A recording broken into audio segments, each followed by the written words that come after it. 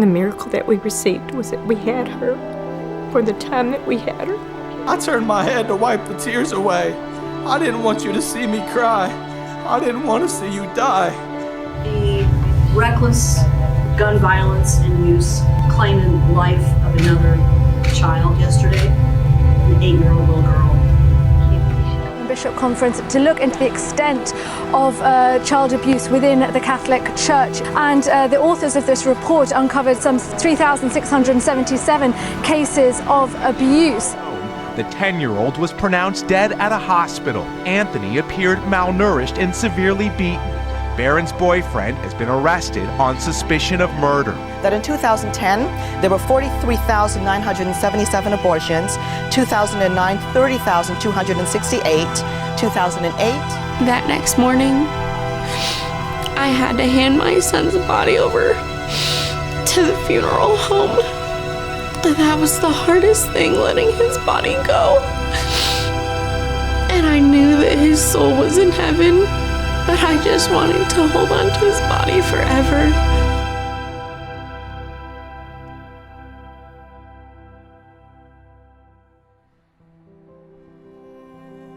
Why do bad things happen to good people? If you would have asked me that 2 years ago, I would have told you that God has a plan, answered as quickly as I could, and moved on. That question tears people apart, and it often goes without a good answer.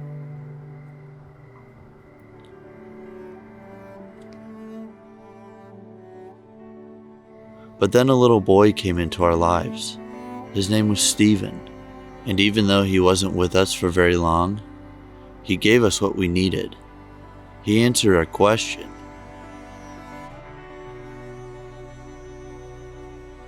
This is his story.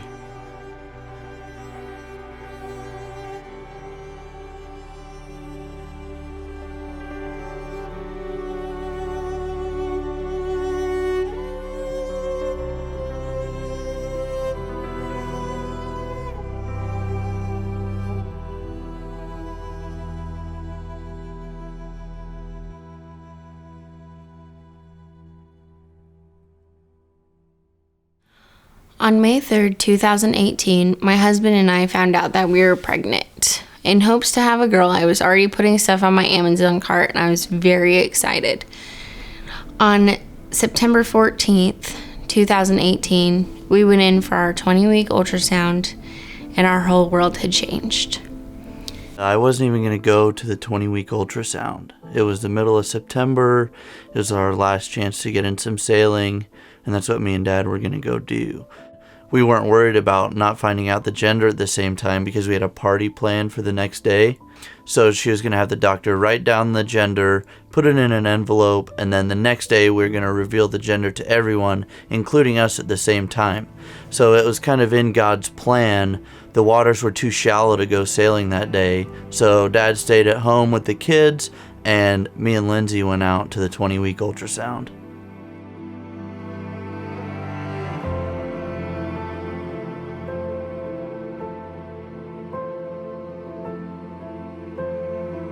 So Mom and Dad are at home, me and Lyndsey go to the 20-week ultrasound, we get set up in the room, the nurse does all the regular scans, takes a few pictures for us, writes down the gender on a little piece of paper and puts it in Lyndsey's envelope, and the whole time she's doing all this, me and Lyndsey aren't looking at the screen because we don't want to see the gender on accident, and we don't want to ruin our party. So the nurse takes care of all this for us and then sets us up in the room to where we're going to meet our doctor. And he looked very distraught. And he said, I have some hard news to tell you. Then he told us that he had to tell us that we were having a boy. I was expecting to hear that our baby had a cleft lip because our other two sons were born with cleft lips. But it was much more than that. And that our boy has what's called holoprosencephaly. And that means that his brain hasn't developed properly, and he's actually missing large portions of his brain. He also has some heart problems, some problems with his other organs. His body is a little malformed, and he doesn't even know what else is wrong with him. Lyndsey asked him if that means we were going to have a miscarriage. And he said with a boy it's a lot more likely, And he said if you don't have a miscarriage, you'll probably lose him soon after he's born or have a stillborn. My doctor is like family to us, so he really didn't want to break this news to us. It was very hard for him as well. And after he saw Jeremy, he just put his head up against the wall and just started to cry with us. While we were headed home, we were both crying. I was crying so much that I ran a red light. I think my husband was scared that we weren't even gonna make it home. And then while we were driving home, we decided to name him Stephen after my dad.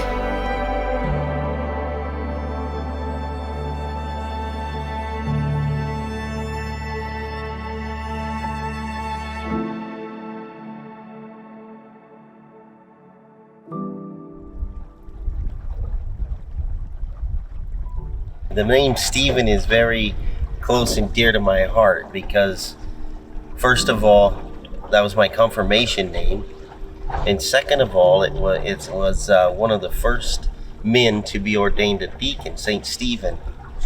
And when I picked that confirmation name, I had no idea that I would be a deacon at the time, and it's kind of in God's plan that I would have that confirmation name, and that I would become a deacon, and that my grandson would be named Stephen. So his name was Stephen, and we didn't really know what was next. We just prayed that he would stay with us for a little while longer while we figured it out, and we eagerly waited our next appointment with the doctor. The following week, we went to maternal fetal medicine. They did a more in-depth ultrasound of the baby. I was hoping at this point things had gotten better, but things had just gotten worse. They told us a lot more than we wanted to hear. Just to name a few, they confirmed that he has holoprosencephaly, he has up to 7 different heart problems, he has a multidysplastic kidney, he has an omphalocele, which means that his organs might be coming out of his body through his umbilical cord, he might have extra digits, fingers and toes. There's a whole list of problems. After we did the in-depth ultrasound, she sat across from my husband and I, and she said, at this point, most people would terminate the baby. Is it something that you wish to do? I didn't even look at my husband. I said absolutely not, because I knew that him and I were on the same page. Most people would terminate the pregnancy at this point. Most people. But narrow is the road that leads to life, and only a few find it. Our society today has taken God out of the picture, and that's why we have euthanasia, and that's why we have abortion, because we don't understand suffering. Why do we want to suffer? Why do we have a God that allows us to suffer? Well, go back to the cross. Go back to that body. When you suffer, you become humble. And I know I go throughout my life and I look at instances where I've had tragedy in my life, losing a house to a fire, losing friends and relatives. I look at those moments in my life, and that's the closest I ever was to God. If it wasn't for God and our God-fearing faith, this would tear families apart. This would tear people apart. This would drive people in the loony bin to be crazy. I mean, literally. So lesser things have driven people crazy or driven them to hate. And even things like this have driven a lot of people to hate God and to blame this on God, which in turn, this is absolutely all to do with God. But he didn't do it because he's smiting us, or because he hates us, or because we've sinned and he wants to teach us a lesson. Most people would not have handled it like that. It would have been an abortion and done. Whereas they gave him life, and not only did they give him life, but I think God through him gave multiple people life within himself. Glory is being revealed through Stephen because you chose to allow him to live in God's presence. He takes things where you don't think are going to affect people's lives, and it's more of a personal decision, and it has created a firestorm. I think that it's changed lives. It's made people, with the pro-life movement, especially with the coverage that got, was amazing. I mean, I remember that when that came on that night, when Lyndsey was on TV, I mean, me and my wife just sat there and started crying. I was like, wow. That's incredible, because look at what's happened from Stephen. And Stephen's behind that, and obviously, ultimately, God is behind that. And God chose you guys for this purpose. It's a much bigger world out there than just the little microcosm of your family, because it's affected so many other people. You know, the essence of sacrifice, which you guys sacrificed 5-6 months, when the easy route would have been the other alternative. And that in itself would have changed your lives in a negative way, I think, for the rest of your life. This way, look at the beauty of what's coming out of this. When we came out of that appointment, my heart was just broken. I couldn't imagine terminating a baby. It wasn't something that was even a thought to my mind. On the way home, all I could think was, how could I end a life that's not even mine? I didn't want to chance ending his life knowing that I could possibly hold him for even a second after he was born. I knew when we decided to keep this baby, there would be so much pain every day, not knowing when we were going to lose him, but knowing it would happen.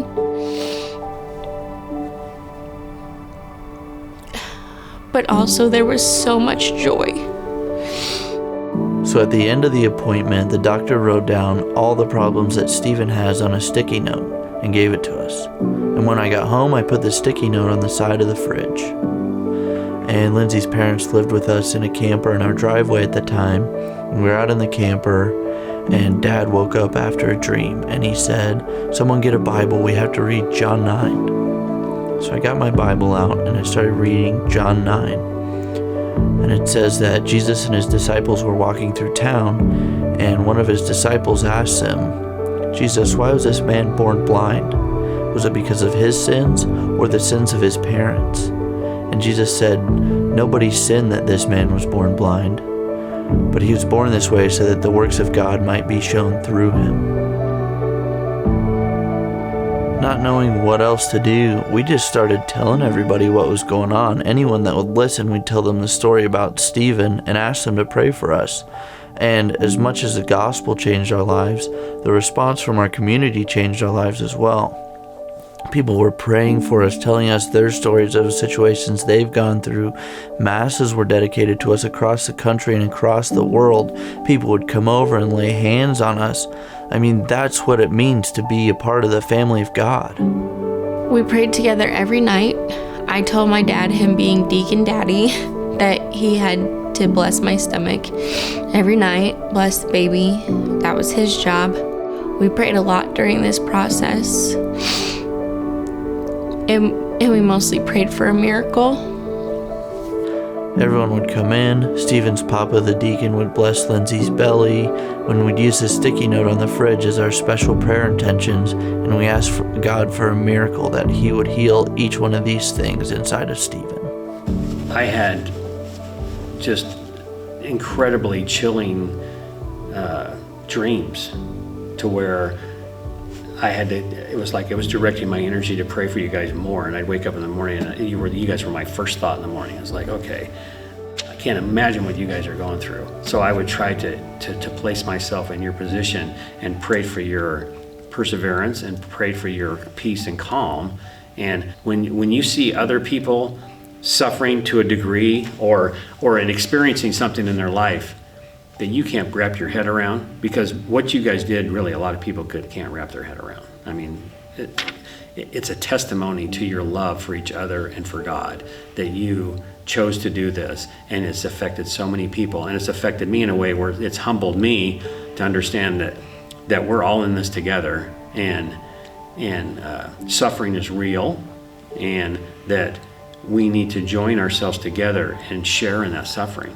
You know, just like Paul said, I rejoice in my suffering for your sake. Okay, so how can I rejoice in your suffering? Well, I rejoice in the suffering. Everything ties back around to the cross. Later on, we had an appointment with a heart specialist.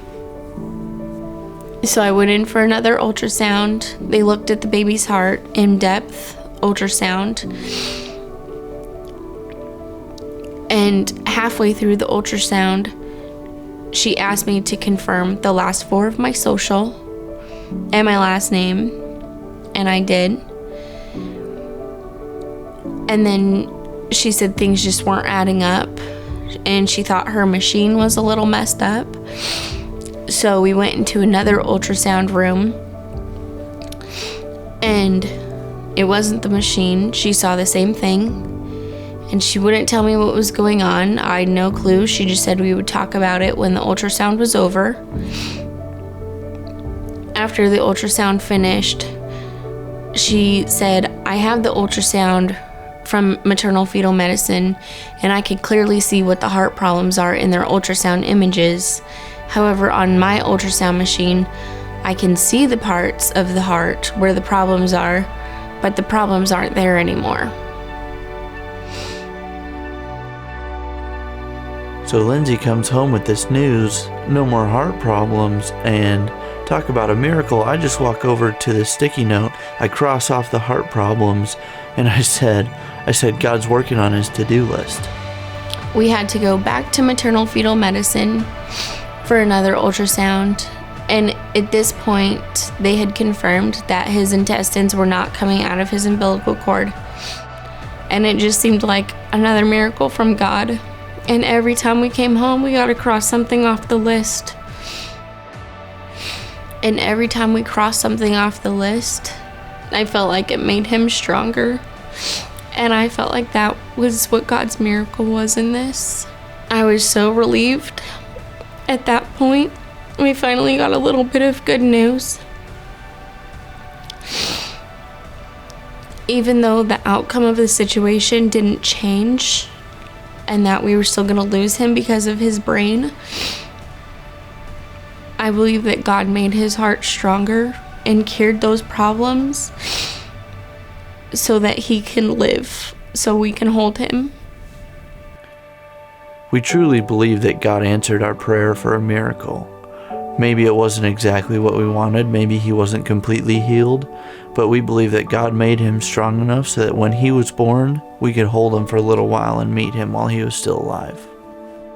He's a miracle baby. He's somebody who has made an imprint on so many people's lives, including mine. When I think of him, he reminds me of that person that you think God sends in your life to encourage your faith and to bring others to him, because I truly do believe that God brings those people in your life to help you grow in your faith, and I believe that that's who Stephen was to me.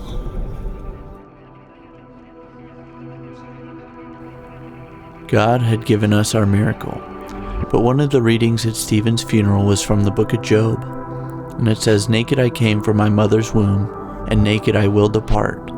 The Lord gives, and the Lord takes away. Blessed be the name of the Lord." My mom was laying in bed and she decided to Google stuff, and she texted me and said I had preeclampsia.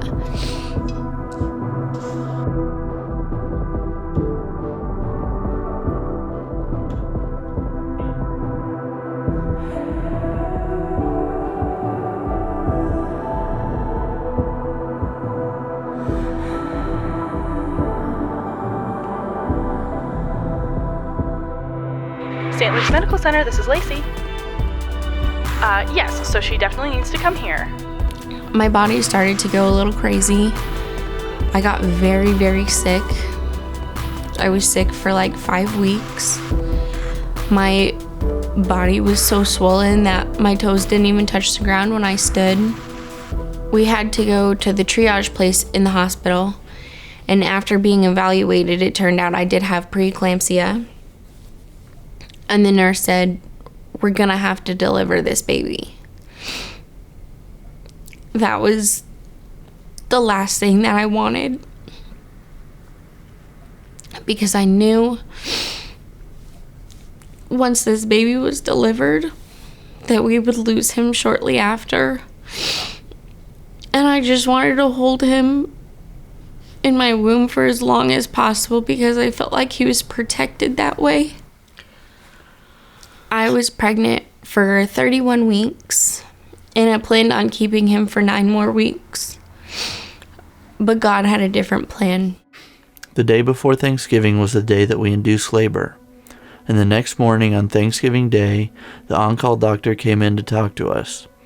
She told us that Stephen's flipped the wrong way for delivery, and that with that we had a couple of options.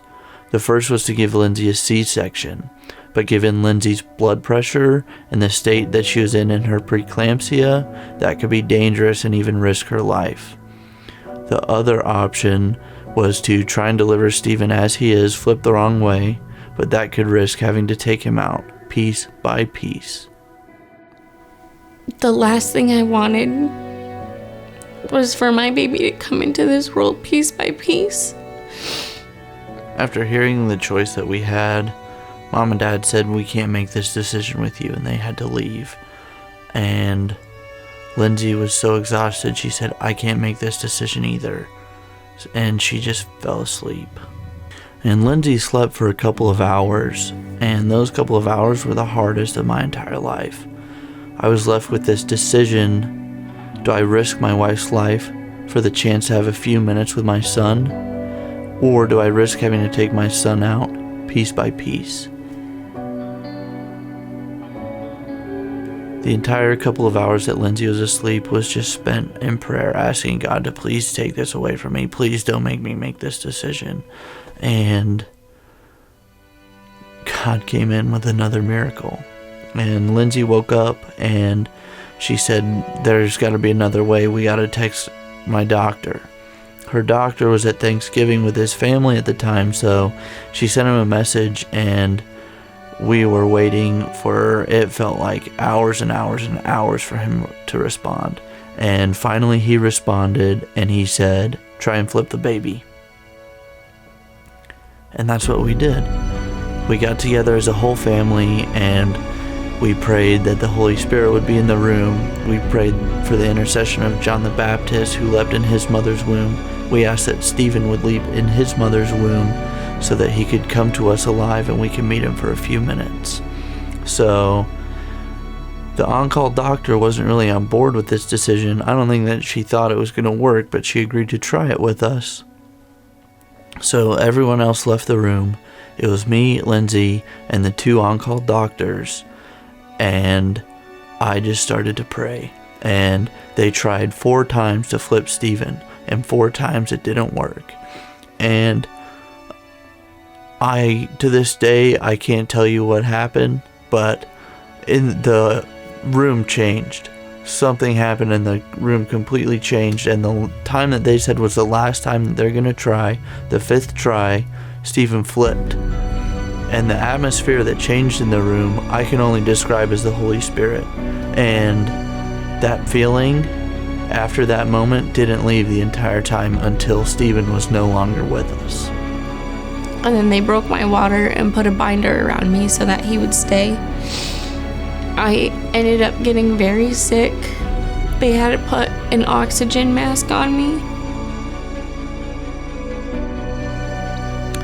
I was very scared throughout this whole process because I didn't know what was happening to my body because it was reacting so differently than it ever has before. But I just knew that it was in God's hands. My doctor finally made it to the hospital. And when he did, shortly after, on November 22nd, 2018, at 7:23 p.m., I gave birth to a beautiful 3-pound, 1.7 ounce baby boy named Stephen Andrew Pope.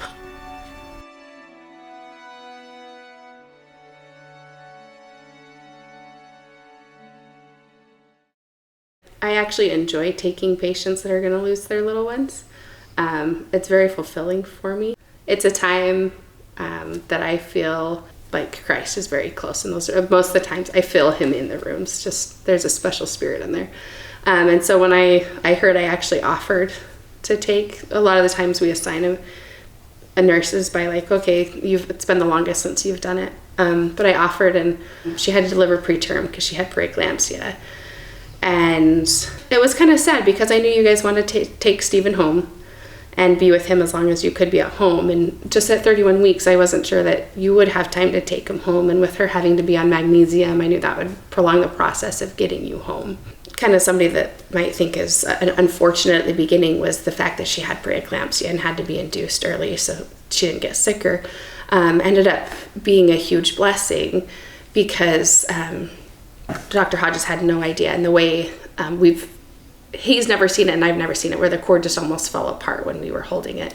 That him and I talked about it, and where you guys wanted to baptize him, that had she continued the pregnancy and not been sick, that we were afraid that cord would have just continued to fall apart and he would have been born dead already. So it was, to us, I thought it was God's way of getting Stephen to you alive.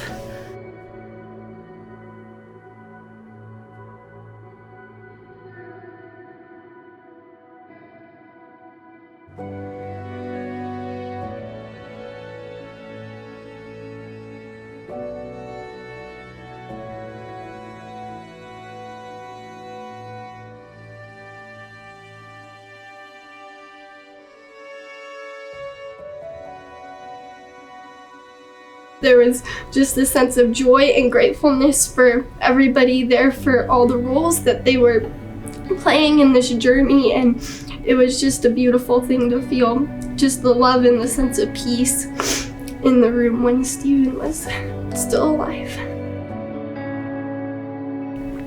My husband got to help deliver him, and right after he was born, my father got to baptize him. After Stephen was born, I just remember holding him and telling him over and over again, I love you so much. He's gonna take care of you. I know I'm gonna think about you every day. You're perfect.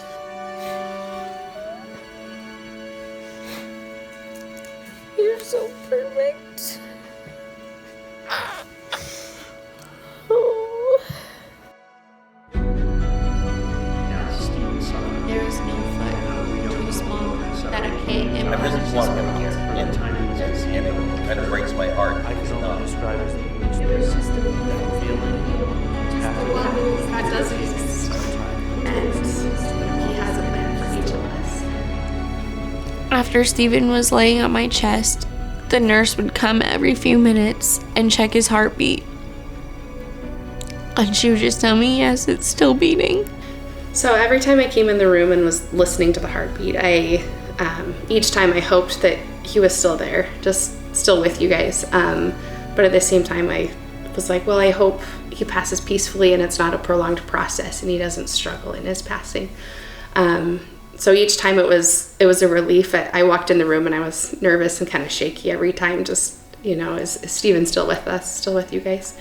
And the last time when I didn't find the heartbeat, that was hard. And then she came and checked his heartbeat again. And after an hour and 28 minutes, he passed away. And she just shook her head. And she couldn't even say no. Because there were no words for that moment. After that, at 8:51 p.m., Thanksgiving Day, she declared my son dead.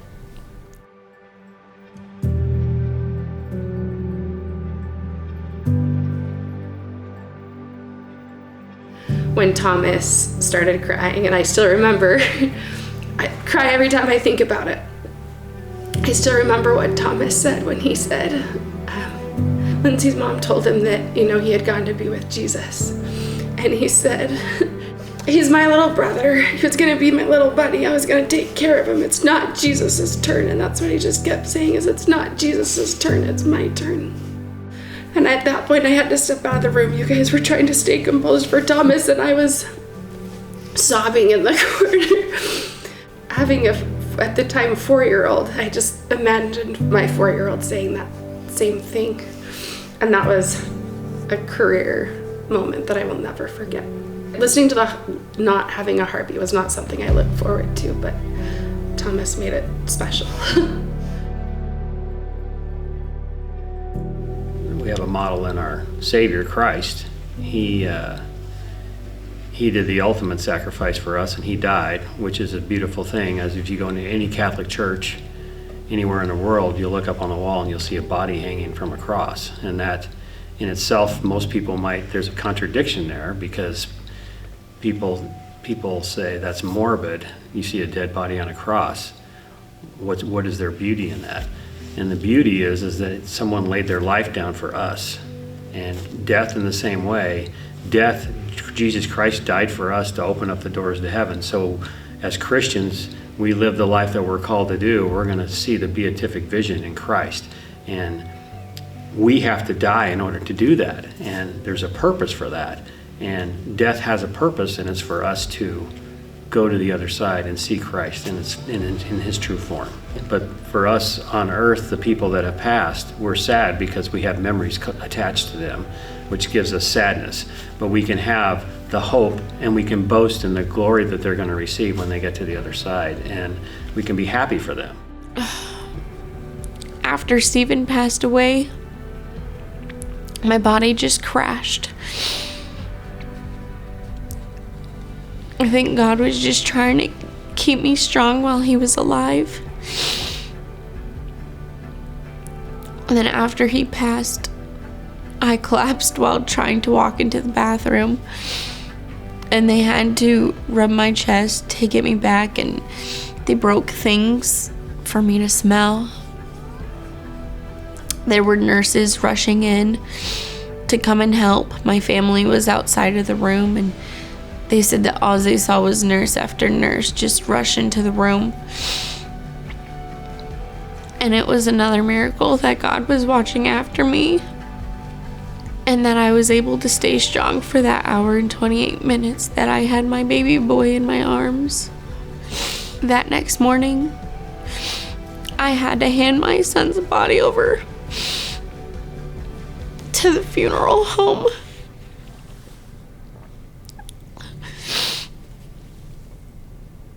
That was the hardest thing, letting his body go. And I knew that his soul was in heaven, but I just wanted to hold on to his body forever. Even though there are all these sad things that I will never forget, there is also so much joy and beauty in this that I will never forget. And that all comes from the grace of God. Throughout this process, we had a few people message me and ask, how could you still believe in God after this happened? How are you not angry at him? And all I could say to them is, how could you not believe in God? That's where the strength comes from, is from God. I'm so weak throughout this whole process, but my greatest weakness is God's greatest strength. Many people's lives that I've talked to are in awe of how this all went down. People would ask me, why am I not mourning? Why am I not crying? Why am I not in just an uproar? Well, I am mourning, and I mourn by my own way, and I am in an uproar in my heart, but I truly know the real reason to why he was only with us that short while. And people, I tell them all the time that it's bittersweet. And they tell me, well, how can your grandson die be bittersweet? And it's just exactly that. It's bitter because he did die, and because in my selfishness, I didn't get to spend the rest of my life with him. But the sweetness is in what he had accomplished, what God had accomplished through him on the face of this earth with multiple people. My community lifted us up so much through this. they came over, and some of the community came over and cleaned our house. We had people watching our children. There were so many people that brought us dinner. There were masses being dedicated from people throughout the community. And the prayers, there were so many prayers. Understanding, and I think that's one of the biggest things that you guys displayed in your humility in telling your story to people, is that you didn't do this for yourself. You don't see that anywhere. You didn't do it for your own glory. You did it for Stephen's glory. The fact that he is changing lives to this day, and he's not here, but he is here, and that's what's beautiful about it. Because we as Christians, when we believe in the resurrection, we believe they're up there in God much more alive than they ever were down here. But why do good things happen to, or bad things happen to good people is in the book of John 9, and this is the verse that got me through it. Was Jesus and his disciples were walking through town, and one of his disciples had asked Jesus, why was this man born blind? Was it because of his sins or the sins of his parents? And Jesus said that it was neither. It was so that the works of God can be shown through this man. And that is why bad things happen to good people, is so that the works of God can be shown to all of us, whether it's in death, in sickness, in anything. God does this in our lives, whether it be bittersweet. He does things like this in our lives to show that his will is going to be done. I really want him here, and it kind of breaks my heart that he's not. But every time I look at what God had done through him, it makes me realize that God can do anything with anybody at any time, including myself. And I'm a very sinful man. I'm very proud, and I lack in humility a lot of times. And every time I get in this rut of my self-loathing, myself, me, myself, and I can think about Stephen and what God had done through Stephen, and it changes my outlook on that moment in my life. I'm sure I will miss him. I'm very proud that I had got to baptize him before he passed. That was very, very important to me. And I'm very proud of his parents. Now, Stephen suffered. Even though we don't know what kind of suffering he went through, he obviously suffered from the time he was conceived all the way through. And you attached your suffering to Stephen's, you and your wife, because you saw what was going on. And I think that the effect that you guys made the choice to let Stephen be born has changed many lives already. It changed my life. It changed my life through prayer, praying for you guys through this whole process. And really, it gave me comfort in the fact to know that well, in Romans 5, I wrote this down because it's just really apropos. Not only so, but we also rejoice in our sufferings, because we know that suffering produces perseverance, character, and character, hope. And hope does not disappoint us, because God has poured out his love into our hearts by the Holy Spirit, who he has given us. We boast in the hope of glory of God. People can look at your story and they can have hope, and they can understand that there's a reason for everything. There's a sense of purpose. There are no chance happenings in this world, and that Stephen's a perfect example of that. That there's a reason. God cultivated all of this stuff. That everything happened, and that it's a good story. It's a good story. It's a pretty story, and we can't focus on the sadness, because there's a reason for sadness. And that's, if you look through the scriptures, just like I said, rejoice in your sufferings. That's a contradiction, isn't it? So sometimes life is a contradiction, but through Christ we understand that. I mean, God tests us. God tests us constantly. When you read the scriptures, God tests everybody. God tests Abraham, tested Moses, tested all the prophets, and he tests us today. So what you guys went through was a test, and look what it provided. It provided a stronger faith for not just you guys, but for a lot of people, that there's still faith in this world, and we have hope, and we can boast in the hope of glory. And that's what I think is still happening today through Stephen's death. You can put your whole story from the very beginning all the way to the end. You could put that in the Bible somewhere, and somebody would read that in 1,000 years ago. That's a story about Jesus. I mean, because that's what it is. And that's how I look at it, and that's how it's affected me in a positive way, that there are gospel stories every day in this world, and we need to attach ourselves to them, and there's beauty in them, and there's beauty in your story. There were people from 8 different countries praying for this little baby. There were Catholics and non-Catholics praying. There were even people that prayed that really haven't even prayed before. And this baby, in the hour and 28 minutes that he was alive, changed so many people. And he continues to change people. If we blame God in a time like this, it just allows the door to open up for the devil to come in. And that was the last thing that we wanted in this situation, because the devil is not invited. This was all God's glory, and it still is. And that's why we needed him, and that's why we leaned on him. And I believe that that was Stephen's purpose, was so the works of God could be shown. And they are still shown to this day. There is no foot too small that it can't impact this world. I love you, Stephen.